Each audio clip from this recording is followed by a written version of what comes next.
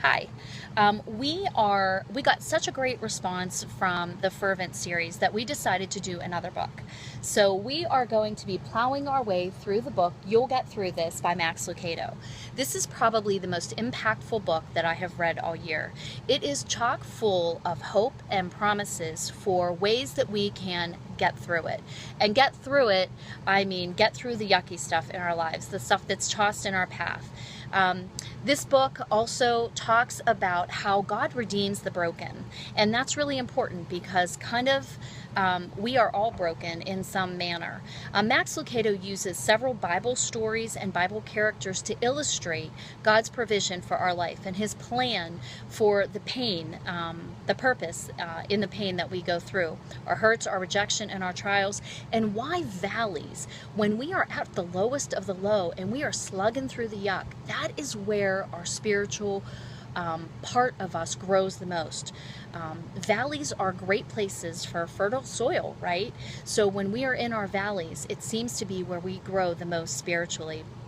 The next few videos in the series are going to explore the promises and the blessings that become ours when we press through. And I hope this study will be encouraging to you. Perhaps you are in a valley.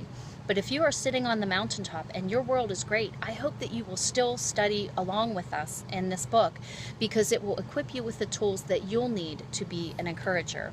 And right off, we are tackling the story of Joseph. And we learn from the book of Joseph and the story of Joseph that he was blindsided by his pit. He was blindsided by the trouble that he was facing. And his one day, everything was going great, and the next day his brothers threw him into a pit, and he was eventually sold into slavery. This caught him off guard. He was not prepared for this.